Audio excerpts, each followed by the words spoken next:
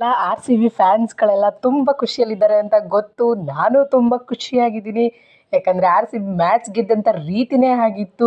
ಇನ್ನೇನು ಹೋಯ್ತು ಅಂದ್ಕೊಳ್ಳೋ ವಿಕೆಟ್ ಕೂಡ ವಾಪಸ್ ಬಂತು. ಸೂಪರಾಗಿತ್ತು ಅದಂತೂ.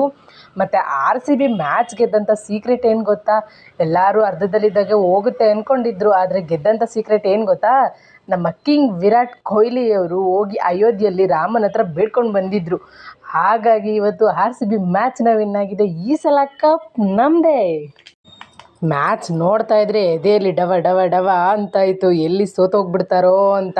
ಆದರೆ ಬಿಟ್ಟಿಲ್ಲ, ಗೆದ್ದರು. ಜೀತೇಶ್ ಶರ್ಮಾ ಅಂತೂ ಒಂಥರ ಮ್ಯಾಜಿಕ್ ಮಾಡಿಬಿಟ್ರು ಇವತ್ತು.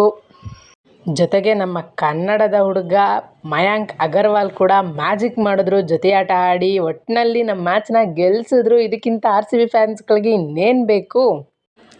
ಮುಖ್ಯವಾಗಿ ಬರೀ ಜಿತೇಶ್ ಶರ್ಮಾ, ಮಯಾಂಕ್ ಅಗರ್ವಾಲಿಂದ ಮಾತ್ರ ಅಲ್ಲ, ನಮ್ಮ ಕಿಂಗ್ ಕೊಹ್ಲಿ, ಫಿಲ್ ಸಾಲ್ಟ್ ಅವರು ಮಾಡಿದಂತಹ ಮೋಡಿ ಕೂಡ ಈ ಗೆಲುವಿಗೆ ಕಾರಣ.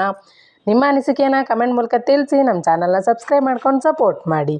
ಹಾಗೆ ಈ ವಿಡಿಯೋಗೊಂದು ಲೈಕ್ನ ನೀಡಿ. ನೀವು ಆರ್ ಸಿ ಬಿ ಅಭಿಮಾನಿಯಾಗಿದ್ದರೆ ಆರ್ ಸಿ ಬಿ ಅಂತ ಕಮೆಂಟ್ ಮಾಡಿ.